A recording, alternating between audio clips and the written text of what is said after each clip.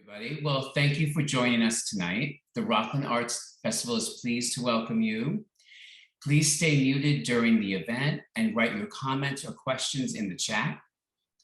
This is the third annual Arts Festival, and we have 130 participating artists and 9 free online and in-person events.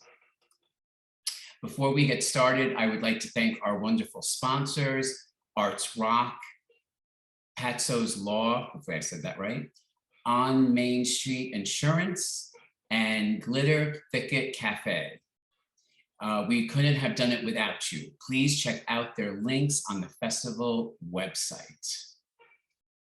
And I missed the one part. Please visit the festival website at www.rocklandartsfestival.org to see the outstanding artwork and to learn more about the upcoming events. So tonight it's going to be a double feature. So our first half is dedicated to the Arts Council of Rockland.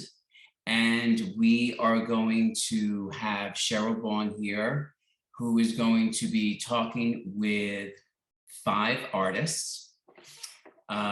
We have Kris Campbell, who won the 2021 ACOR Visual Artist Award. We have Chris Comer, who won the 2021 ACOR Performing Artist Award. We have Jeffrey Friedberg, who won the 2020 ACOR Arts Educator Award. We have Deborah Grosmark, who won the 2021 ACOR Arts Educator Award. And we also have Alice Leone, who won the 2020 ACOR Performing Artist Award. So I am going to hand it over to Cheryl and to talk to the artists. So take it away. Great. Thank you so much, Michael. And nice to see everyone. And before, I know we have a lot to talk about, but I just want to give a little plug for the Arts Council of Rockland. In case you are not familiar, basically our mission is to support and promote the arts and artists in Rockland County. And just a couple of very quickly, some of the things that we do. We do monthly professional development workshops. So if you're a member of ACOR, you get to come to every workshop every month for free. We have various opportunities for exhibition, and we do a lot of different things to highlight artists. We have a small artist support fund. We just launched a new mentorship program. And of course, our signature event and the thing that we're highlighting this evening, again, thank you, Michael, for inviting us to the Rockland Arts Festival to do this. Every year we do an annual Arts Awards event, which is a wonderful opportunity for us to recognize excellence in a number of different areas within the arts community in Rockland County. And save the date. This year it's June 1st. It's a Wednesday, and it's actually at the Hilton Pearl River. It's actually gonna be live. I mean, hopefully. So stay tuned for information on that. I put the website for the Arts Council of Rockland in the chat. So all of the things that I briefly mentioned, you can find out more information about all of those things on our website. Oh, and my name is Cheryl Vaughn. I'm the Executive Director of the Arts Council of Rockland. So I guess let's get on with it. I have 5 of our recent recipients of the Arts Awards with us tonight. And I am going to pick one of you randomly. I'm going to start with Jeffrey Friedberg. Jeffrey is the recipient of the 2020 Arts Educator Award. So Jeffrey, hi. Is anybody else hearing an echo? Yeah, it's probably a Zoom thing, right? So Jeffrey, if you want to just tell us a little bit in under 5 minutes, a little bit about you and your work, and anything you want to say about being the recipient of the Arts Educator Award. Thank you, Cheryl, and thank you, Rockland Arts Festival. So my name is Jeffrey Friedberg. I'm a musician and a music therapist. I've been a music therapist for over 25 years and New York State licensed creative arts therapist. I run Music for Life Creative Arts Therapy in Nyack, and for over 20 years, I've also run the Bossy Frog Band, performing music for children throughout the county and other areas. Winning the award was a wonderful honor. It was a reminder that, especially at the time when I won it, was during the pandemic, it was a reminder that I'm part of a community of artists. And it reminded me of, it's nice to be recognized. It's, what I view being an artist, a local artist. I don't know if any of you remember the Richard Scarry books, Busy Town. And it was the whole town in a book, and everybody had a little job, and they all worked to make, the plumber, the lawyer, the doctor, the teacher, the people who fixed the roads. Everybody worked together, and everybody knew each other and was part of a community. And I view being an artist and a creative arts therapist as being, and a musician as being part of a community. I view what I do in this county as something of service. I view music as something we do. It's not something we make. I view the arts as something we do. It's not something we make. The music business and the arts business is fine, but that's not why we have the arts. So I view myself as I use the arts to help people build skills, lead more fulfilling lives. And coming together with other artists is so inspiring. I really miss, that's why I'm looking forward to the June event being in person. I really miss being together with all the fellow artists and being able to have more opportunities. I remember over the past few years, in the before years, when we used to get together for seminars and different in-person things. And it's wonderful being together. So being an artist locally, I really view it as something of service to the community, something where I can help people learn and grow through the arts, lead better lives. At Music for Life Creative Arts Therapy, we work with children, teens, adults. We have 11 staff now. It's wonderful to see so many people experiencing the arts. I'll be quick because I know we have a lot of people. One last thing is that we have 5 different rooms where we provide the arts therapy. And today, a young woman, a 5th grader, was having her ukulele session with me, and she could hear all the other rooms, all the sounds coming from the other rooms. And I know, some people I talk to, you should get it soundproofed. And I asked her, well, what do you think? She goes, I love it, because she could just hear the walls vibrating with people expressing themselves and learning and doing through the arts. I think if we had more of that, we'd all be better off. I mean, if there's one thing we learned over the past 7 years, is the value of culture and helping us live together more productively. And when there is, a division culturally, we see what happens. And the arts are really, I think, one of the main things that help us live together and work together like we do in such a big, such big society. And we can see what happens when there's a division in our culture. So I look forward to more events. Thank you, Cheryl. I'll stop talking and let other people go. No, thank you so much, Jeffrey. This is why I'm a big fan of Jeffrey Friedberg. Thank you so much. And while we are on the subject of the Arts Educator Award, we might as well now speak with Deborah Grosmark, who is the recipient of the same award for 2021. So Deborah, tell us a little bit about you. Thank you, Cheryl. This is my first Zoom meeting live, as well as with the Rockland Festival, the Arts Festival. So thank you for having me. So can I attempt to kind of share a screen while I talk so you can see some of the work that I've done pre-COVID, and I can just go into that? So I just click share screen, I assume? Should work. Okay. I don't see video. Hold on.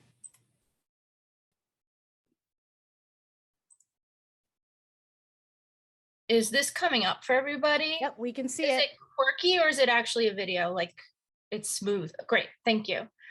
Okay, So yes, I was so happy after I guess December I hit 20 years. So starting over 20 years teaching in the county and working here, it was so thrilling. I had about 3 nominations through the years. So the fourth one, the fourth one was the charm.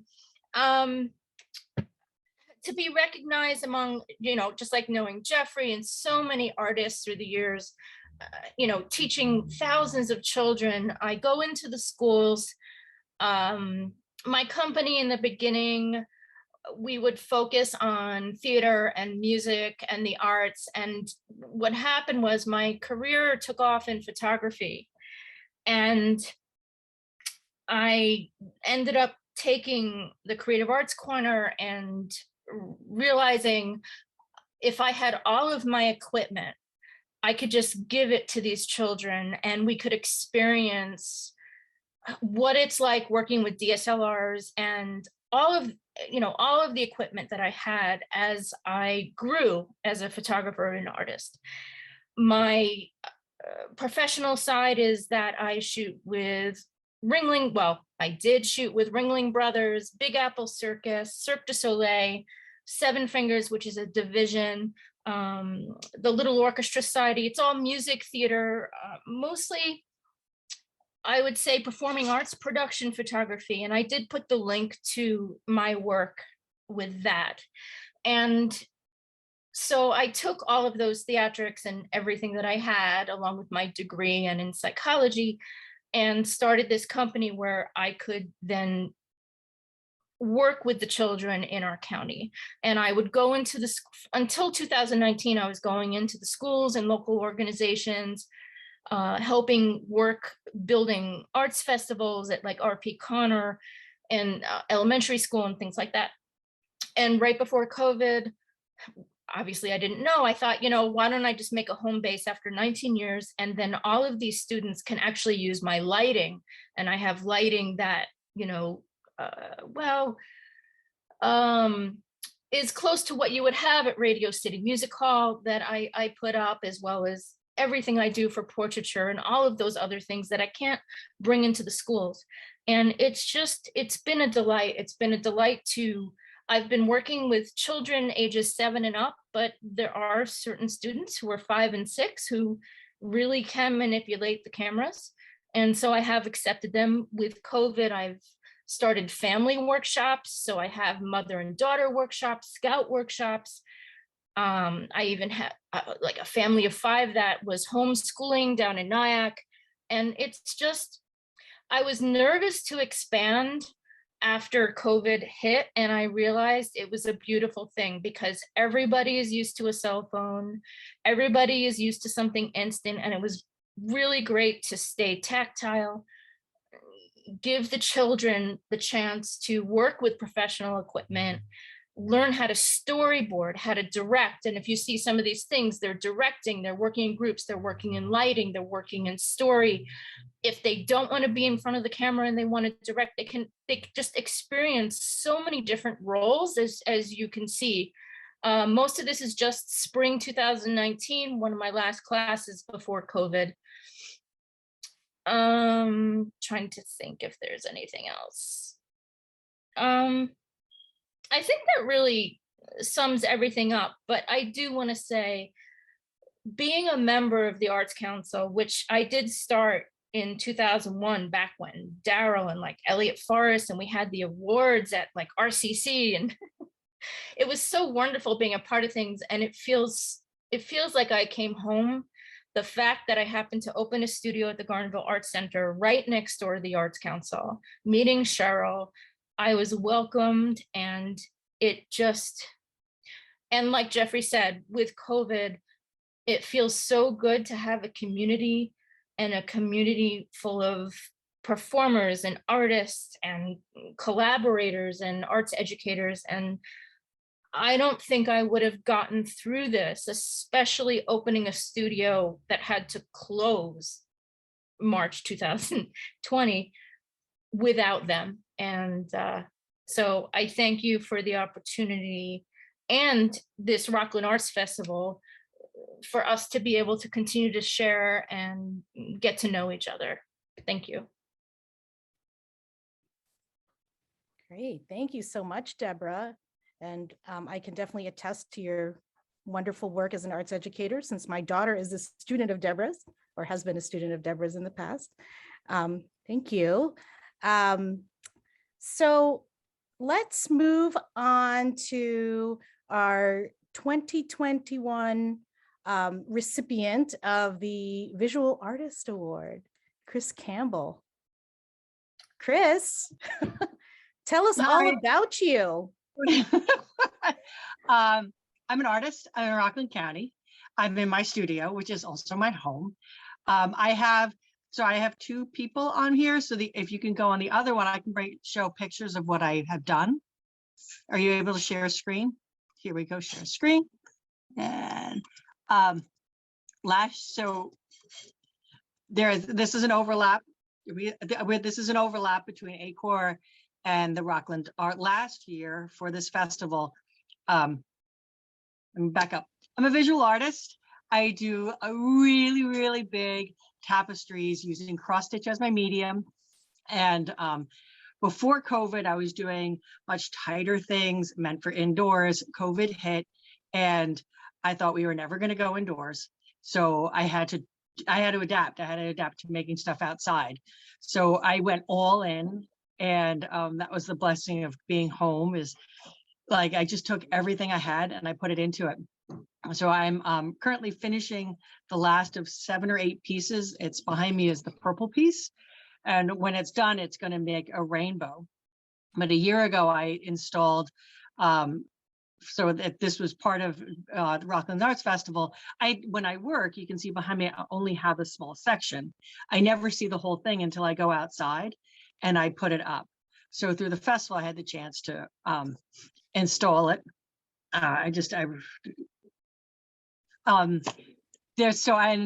got the award last year through ACOR, and I got to, the question here was like, what did it mean?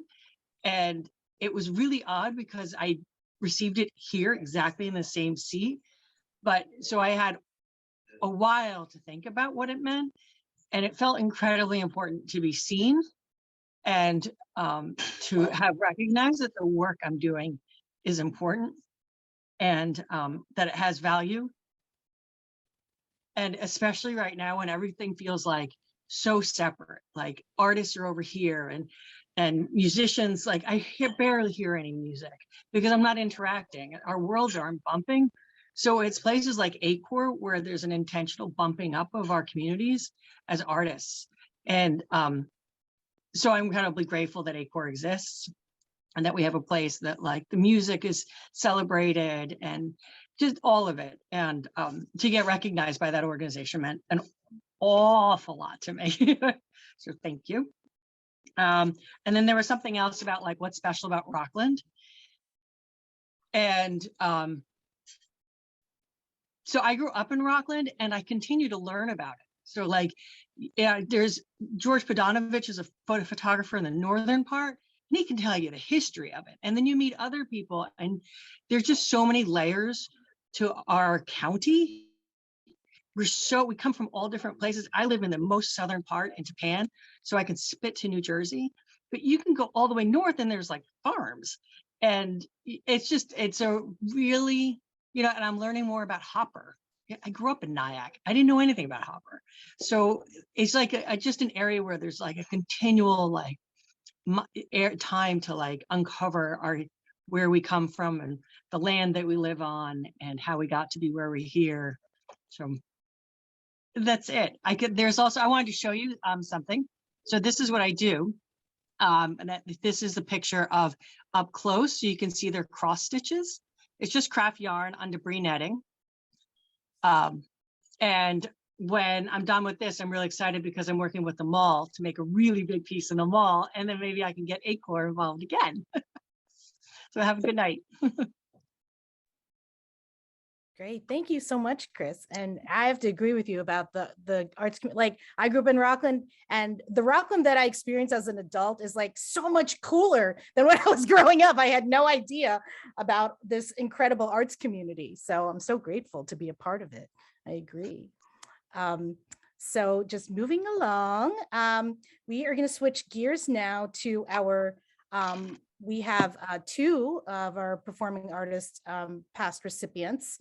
And let's see, do I see? Okay, so let's go with Chris Comer was the Performing Artist Award recipient this year, 2021. So Christian, do you want to unmute yourself and tell us a little about you? Yeah, thank you, Cheryl, and thank you for having me tonight at the Arts Festival. I'm Christian Comer. I am a Rockland artist who loves to create films. I write, I act, I direct, I produce, and sometimes on the side I model and like do photography. I have created 3 short films, and they've gone around and been into like film festivals here and internationally. And one of them actually got picked up for Amazon for a little bit. It was pretty cool. But the thing I love the most is learning. So I'm currently in a master's degree at the Shakespeare Institute at the University of Birmingham in the UK. I feel like you can always learn something new each day, and it's very important as both an artist and a person to keep on growing that way. And yeah, so like that's pretty much what I do as an artist. I'm going to see if I can share some of my stuff right now. We are in production for a couple of short films, and we're trying to actually take on a feature film. This is my personal next short film. I don't know, can you guys see it? What I put up? Yeah, we can see it. Okay, cool. So yeah, this is my next short film. It's called The Promise, and this is a film that I'm producing and doing on myself. I'm starting my own company, which we're going to take on a whole season, and that's evolved around Shakespeare. Like, we're trying to take Shakespeare and put it into like new places and bring in new people into the conversation, especially people who don't feel like they belong inside the conversation. So we're trying to do that. Like our first film that we're doing from that season is called Dogberry's Laments, and it is taking the scene from Much Ado About Nothing and placing it into a fighting video game. So it's very interesting. So we're trying to do a lot of really cool stuff that way, and really excited about it. It's just like this huge, like big thing for us now, and like whole new journey. And my other question is, what does it mean being a recipient of the Art Award mean to you? To me, being able to be among people, artists, and just talk about it and to be recognized by a group that I deeply respect and admire is like a huge thing. And just being in this community, like, I think the best part about it was meeting all these artists and like all these people. And it's like a family. Like, everyone's just so kind and so nice, and everyone just like supports each other. And I really love that a lot. And yep, that's it for me. Great. Thank you so much, Christian, for joining us, and can't wait to see your upcoming work, your new work. So last but not least, at least for the ACOR Arts Awards recipients, I see that Alice Leon has her guitar in hand. So I am not going to waste any more time. I want to hear from you, Alice.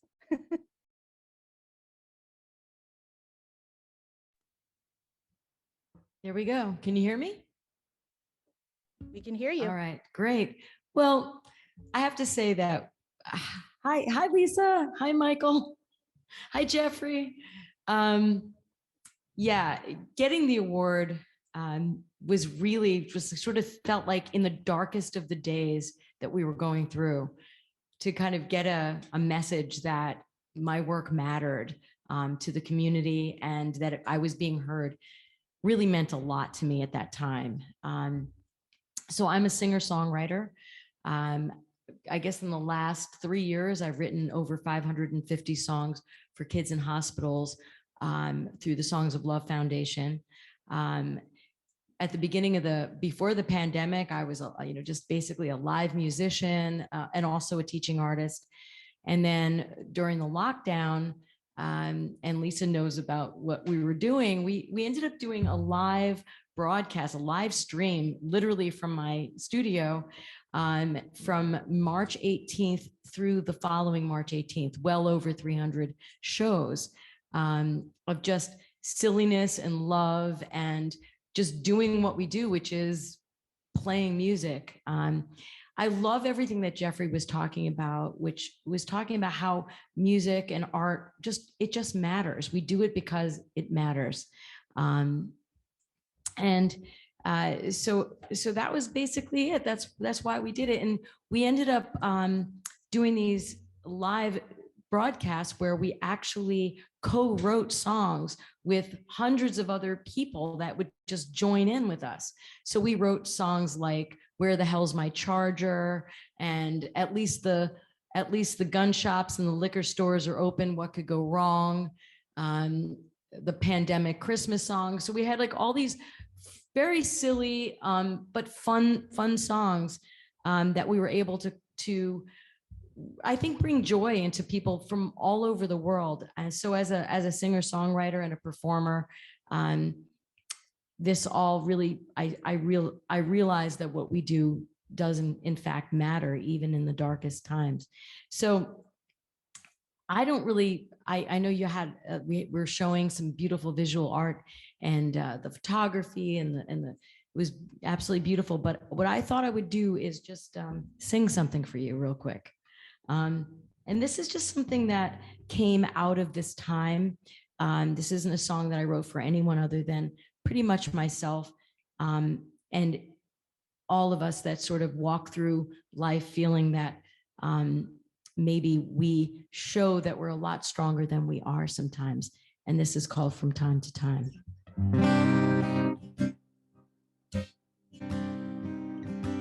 Oh yes, I break from time to time from the rhythm and the rhyme when the rain in my mind is pouring down. People following along long and twisted road, losing their voices on the way. That's not me. I'd like to believe that there's more inside this fortress, at least. I stand up before the crowd, unafraid but scared to death. Crawl back to the cave I came from time to time.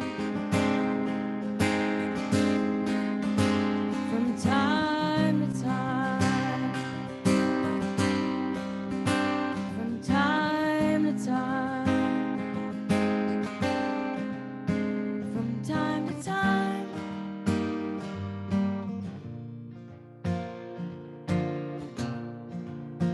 Well, I cry from time to time when I think I see a sign from the people that I've lost in this life.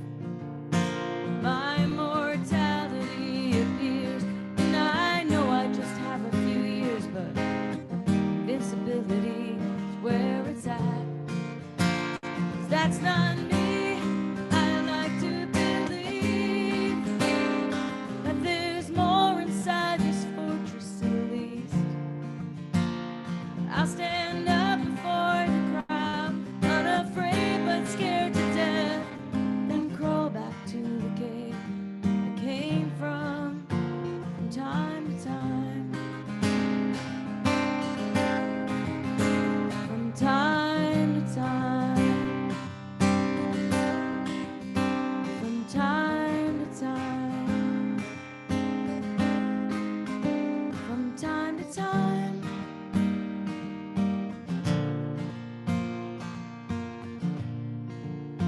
From time to time.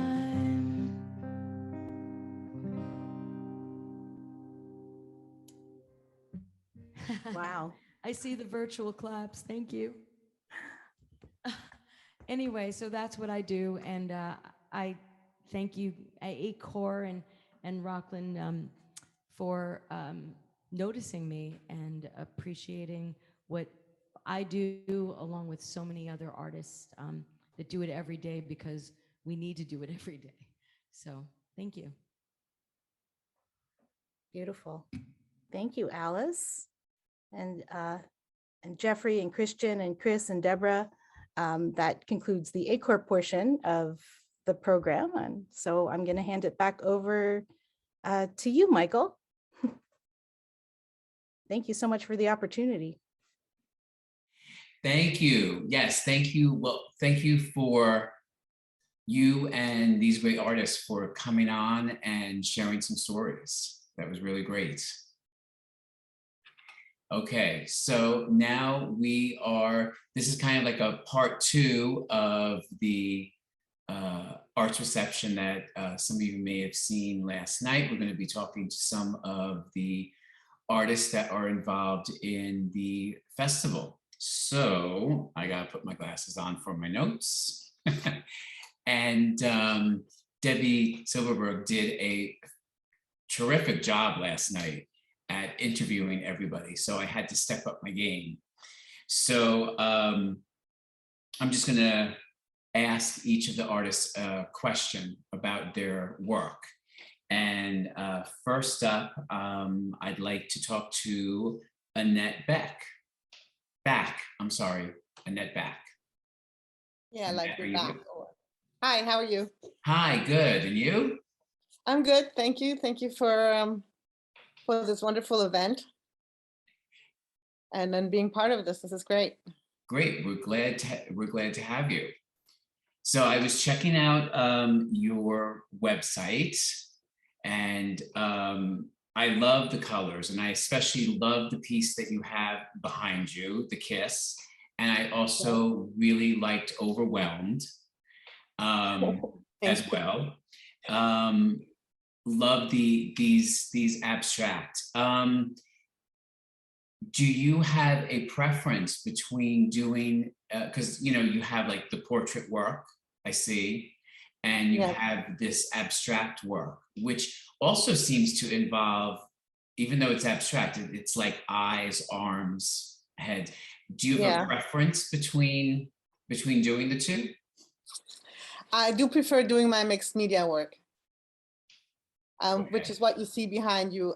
They are, I'm not supposed to call it conceptual because that's like Damien Hirsch, but to me they are conceptual. Because I plan them out, I get inspired by a certain pose or position of whatever it is that I want to do or find inspiration with, and then I will do research on images to put behind that are actually layered as a first layer, and then I paint over that to create all the different layers that you see. You don't see it there because it's really small, but there's images, photos layered behind the painting. Yeah, you can kind of tell I can see like there's like writing, and it really is great. And I just want to, I don't know if you even know about this, and some people, we all see different things in people's work, but the minute that popped up on the screen, because I went to the website and I was looking at everybody's, first the piece that's on the website, and then going to the artist's personal website to check out the rest of their work. But when this piece popped up, for some reason, you can go back and take a look at it, and everybody can correct me if I'm wrong, but Bette Midler had an album out in the 80s called No Frills. And basically the cover was a lot of artwork. And when this popped up, it reminded me of that for some reason. Oh, so I'm gonna have to check that out. Maybe you're not gonna see it, but for some reason I just saw it. So, well, Annette, we're very happy to have you on board. Thank you. I just want to mention that this was actually inspired by a very famous photograph called, it's by Robert Doisneau. Let me see, how does that work?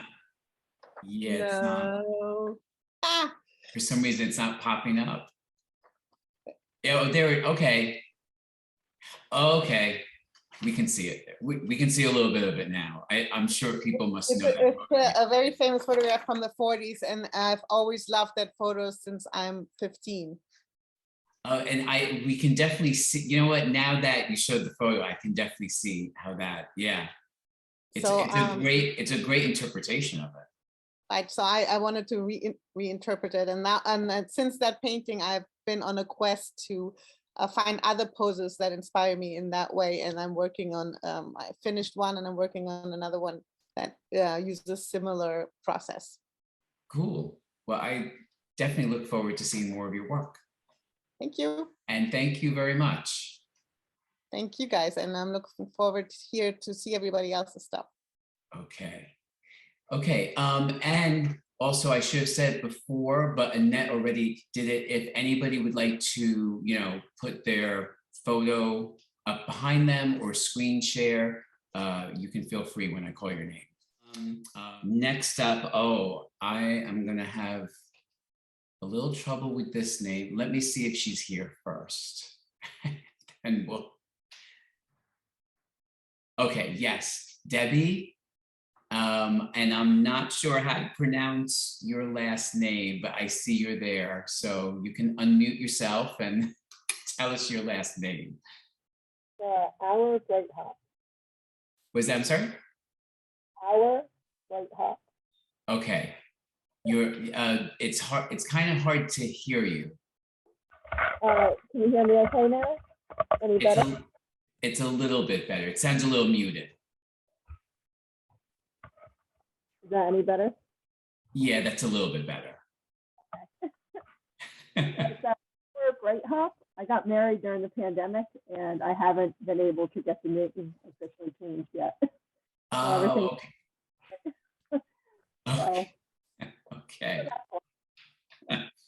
Okay, so, all right, so your work, and I checked out your website and I saw how your work reflects trauma and the human experience. And I noticed that there's a lot of women, and it was strange, aside from, of course, Anne Rice, which is obvious.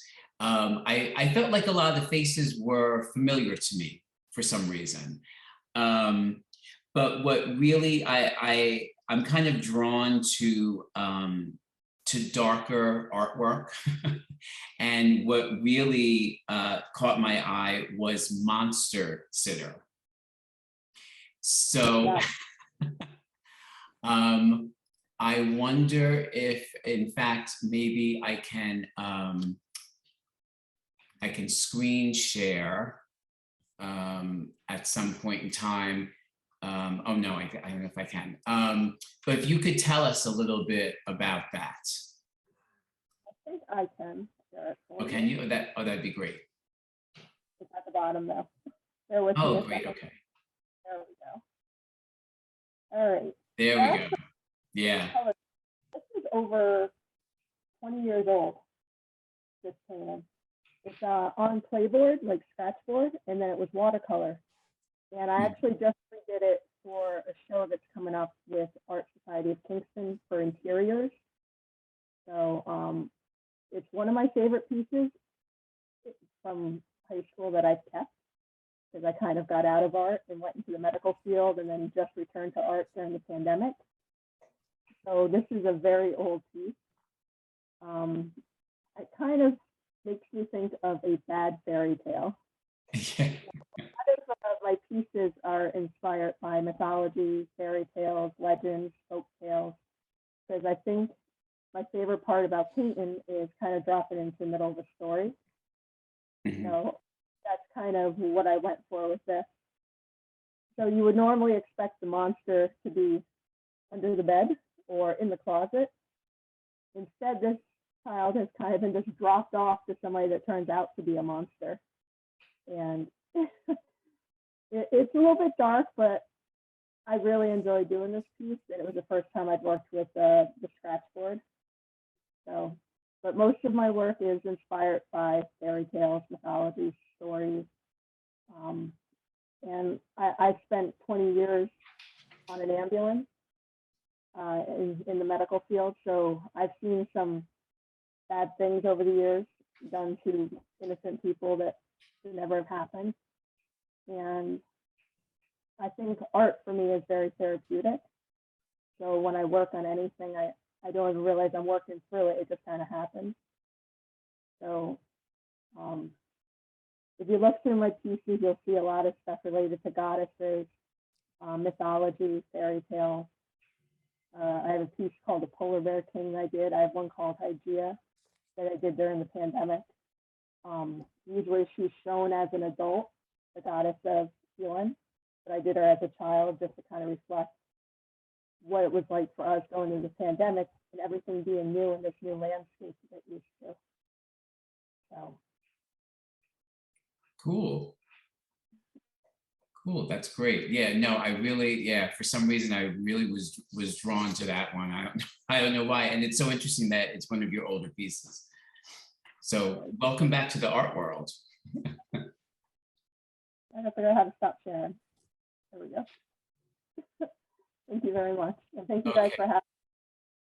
Thank you. Okay. Next up, again, I'm probably gonna have a little trouble with the name. Eilo Lentzis. Hi. Hi. You did a really good job. It's actually Eilo Lentzis. Oh, so I was close. Yeah, don't worry at all. Thank you for having me. Thank you for being here. So I'm just looking at my notes here. I thought it was interesting that you're kind of a jack of all trades from what I see. A little bit, you dabble in a little bit of everything. I've gotten very interested in collage work, so I was interested in seeing your collage work. When you're doing the collage work, are you more inspired by the painting that you've done already, or are you more inspired when you find pieces and then maybe you paint around the pieces? That's a really great question. It's almost a little bit of both. I have a piece right here, so I'll show it up.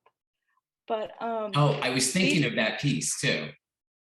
Yeah. I sometimes I go really heavy into the collage where it's most of the painting, and sometimes when I have a painting in mind, I will have like 8 different books, maybe 10, and I'll like aggressively flip through all of them, and I'll cut out the smallest or biggest piece, and I'll just You're kind of breaking up a little bit. Oh, I'm sorry. That's okay. Can you hear me now? Yeah, it was kind of breaking up a little bit. Okay, I'll try to talk a little slow. I like to flip through a lot of books just to find a piece that goes with my paintings. And I have like 8 different books, maybe more. And I just flip and see what goes with my painting. So I definitely agree that I look for stuff to put in the idea I have. You're kind of breaking up again. Probably my laptop. I think it's my laptop. No, it's the connection. No, can you hear me now? I could try and go onto a different device. No, it's all right. If you could, we can just try again. We heard most of it, but towards the end, you were kind of breaking up. Okay, it's no worries. Well, this is my piece, and it meant a lot to me. So I hope you guys enjoyed it. Yes, I really enjoyed that piece. Thank you so much. Thank you. Okay, let's see. Up next, we have Elenor Denker. Is she here? Yes, I'm here. You're here. Okay. Okay. How Hi, are you? good, thanks. So I was really fascinated in your pieces, the third dimensional pieces. It was very interesting to see all of the different material that you used. So what really inspired you during the pandemic, since we were stuck in, a lot of us, a lot of us were able to do things. Some people that don't have a hobby weren't able to do much, but I think a lot of us artists were able to spend time on our work. So did you find that you spent more time on your work and were inspired to create more? Well, the interesting thing about my experience is that I didn't get started in any of this until after I retired, and there was nothing about art in my 70 plus years before I retired. So what happened during the pandemic is that I took a course in sculpture, online course. Can you hear me? Yes. I took an online course in sculpture and with a sculptor named Francine Perlman, who I've known for many years. And I did it because I couldn't essentially leave the house during, for a long time during the pandemic. And I needed something to get involved with. And I took it as much as a lark as anything else. And it was a little over a year ago, and I haven't stopped. I do, several pieces a month. I think during the pandemic, what inspired me about birds, which has been one of my main themes, is the sense of freedom and their ability to move around. When I was in the cage and they out in the world. And so I think particularly in relation to what the other speakers have been saying, is that this is a very new thing for me. And I would never have expected that I would wind up as an artist. And at this point, I'm getting a huge amount of satisfaction and excitement about the art that I'm doing. I'm doing a piece now for an exhibit called Animals, Animals, Animals, and I'm doing endangered species that are getting on an arc. And so it's also nice to be able to do a little bit of my politics into my art. Great. Great. And I think you can see the piece that I have up, which is Gray the Great. And yes. She's very inspiring. In fact, I've done other owls also, and my husband stops to say hello to them every day, even though they're not very responsive. Well, your work is great, and thank you for being a part of the Arts Festival. Thank you. And a reminder to artists to put any kind of link in the chat to your website or to your social media. So, okay, next up, we have David Greene. Good evening. How are you? Get out of the way. How are you? I was so intrigued with that photo, and I'm also a photographer. So when I checked out your website, I was fascinated to find out that this actually was taken with an iPhone, correct? Yep. Mm-hmm. And so it's kind of interesting because I don't think that a lot of people think that we use our iPhones, but we do at times. So my question is, do you purposely go out with one or the other, or No, is there a decision that you make at the time, or how does that work? I'll normally use my normal camera. I had a Nikon for years. I just got a Fujifilm, wanted to go mirrorless for the tech people, if you really wanted to hear that. But this was sort of accidental. The phone was with me because I was at a friend's son's wedding, and that was in the grass. So the fact that it was an iPhone was just purely circumstance. Okay. So then there's no, so it's whatever you have on you to get the shot. Well, I'll do certain things. If I know, for example, if you noticed on my website, there's a lot of street scenes, scenes of people in streets and things and things happening on streets. And so if I happen to be, and I've been doing a lot of traveling. So when doing the traveling, if I'm walking around, I don't want to be obvious. So I have a little mini zoom Nikon that can fit in a pocket. And then I can just kind of take that out and use that. So I will use that purposely. But when I'm out doing landscapes, seascapes, or other kinds of scapes, I'll use my regular camera normally. And even if I'm walking around in the city, I'll sometimes use my regular camera. So it really depends on my mood and convenience more than anything else. Okay. Okay, cool. Well, I loved your work, and I love the editing on your work as well. It was great. Well, thank you. This one happens to be on metal. I do a lot of things on aluminum, and this one is on it's very soft, and it's on a matted aluminum metal.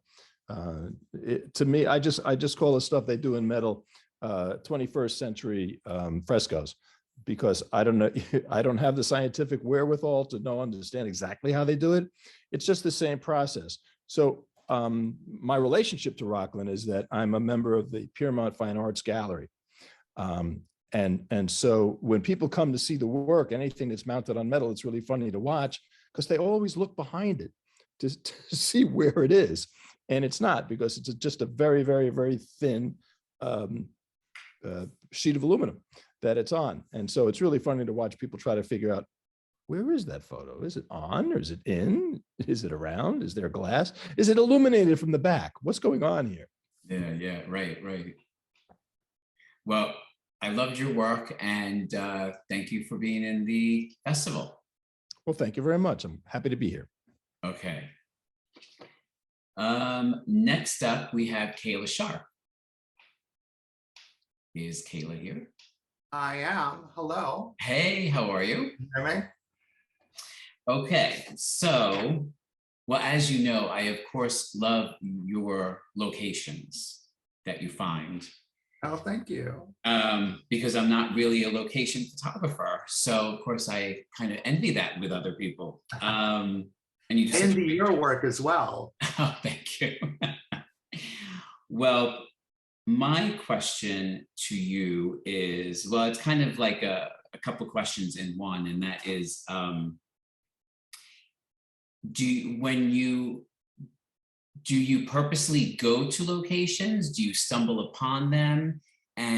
Or have you had to go back because maybe you didn't have your camera and you found a location, so you went back to get your shots? No, yes, and yes. I don't plan. I don't plan at all. It's totally spontaneous. I find my work and my life, I find myself in strange places up and down the Northeast that I normally wouldn't be in. And things take me, and I've said this in interviews before, every once in a while, anybody that drives with me on a regular basis will realize that when I go, that means we're going to pull over very quickly, and I'm going to run back about 20 feet and take a picture of whatever I saw because I thought it was stunning.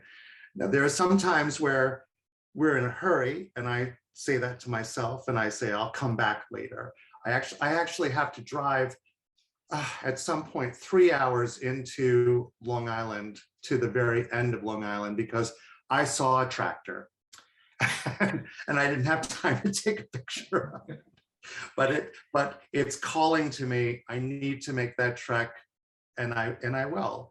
So I'm sorry. So yeah. So I don't plan it. It's accidental. And what was the third part of your question?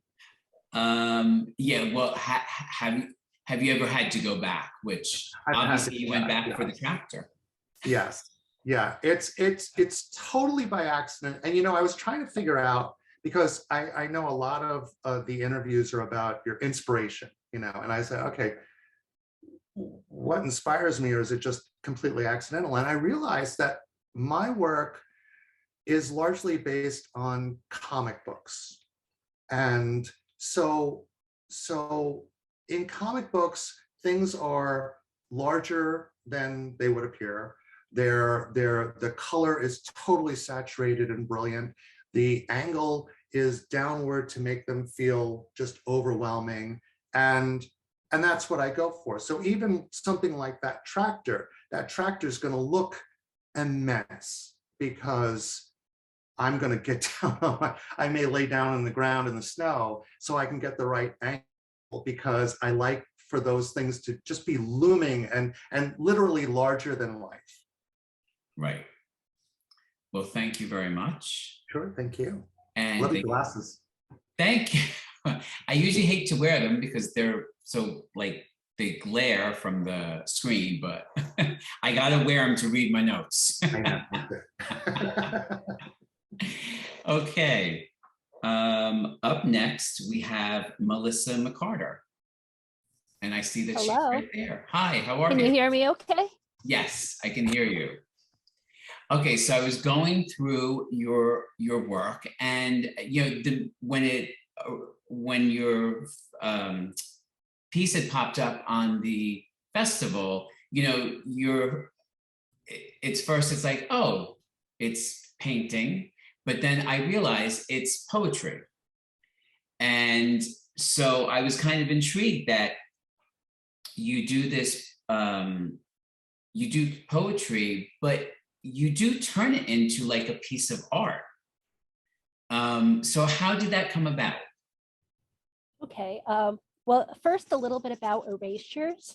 Erasures, or what is called the blackout poetry form, is a found poetry form from a piece of existing text that you black out or erase that existing text, and what is left, what you choose to have left, creates its own body of text.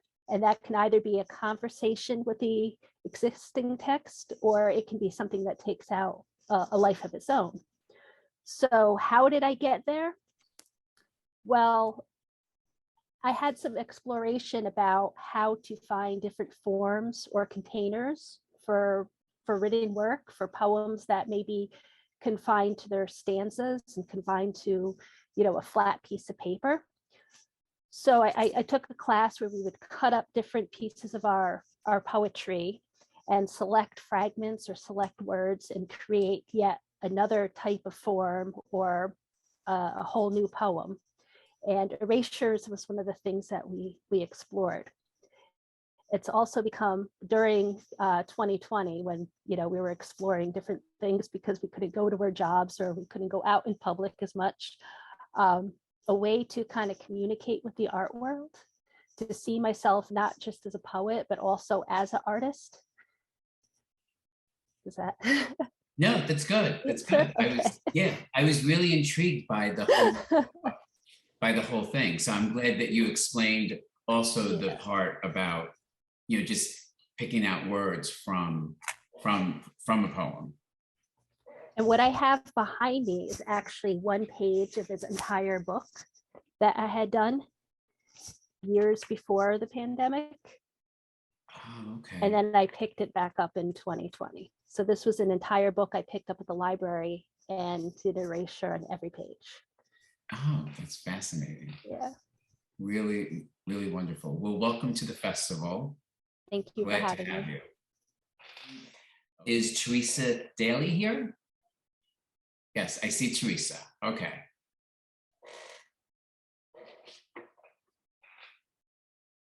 Mute. Okay, unmute. Is it working? Yes, we can hear you now. Okay. All right. Okay. So I was looking at your website and yeah, I could really see obviously the water influence, sky influence, beautiful. I love the colors. And thank you. It definitely comes through that you're influenced by that. How did that come about, the water and sky? When I started painting, I was living in the west of Ireland, a place called Galway. And everybody says that there's nothing like the light in Galway when there's a bit of sun, you know, because it rains there a lot. Okay. And I can't draw, so I started mushing with a brush. But then in 2002, I got into this paint, not 2002, 2017, this paint pouring. And there's all different recipes and mixtures, a lot of YouTube learning. And with that process, you can mix even better these blues and greens or yellows to make the blues and greens, you know. So I'm a musher. Okay, so so you don't, so you're not using a brush? Not for these paint pouring ones, like the ones that are on my website now are all pours. I did do brush, but the last 3 years I've just been obsessed with this pouring because there's so many different things you can do. But you have to master the mixture. The mixing is the hardest part of, you know, they use something called floaterol and the regular paint and a bit of water and silicone drops that makes this kind of space where it creates a cell, like a circle, but they call them cells. And if you look, then you can see, yeah, it is like a cell shapes. So I haven't mastered the big cells yet, but I'll get there. Well, they're really fascinating. And you know what, let me see if I can, I don't know if I can let me see if I can screen share this one piece so people can see it. Let's see. Oh, here we go.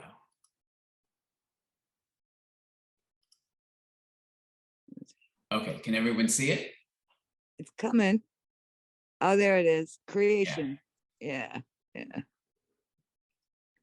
Blue and gold, blue and like bronzy and gold go very nicely together. Yeah, so it can't be easy just, so you're just pouring over a canvas then. Well, you use, for that, you put a back color on, so I put white, and then there'd be like 3 different cups with layers of paint mixed in. Then you flip them over and move them around and then unleash the rest of it. And then you tilt it around until you see something you like. Oh, wow. It's fun. It's so much fun. That looks, yeah, that must be fast. It's really fascinating to see. Thank you. Thanks. Thank you for being a part of the festival. Thanks for having me, man. Thank you very much. Okay, let's see. The only person that I did not get to is Ciani Jayde. Is she here now? I see that she's here, but she's muted. And there's no photo.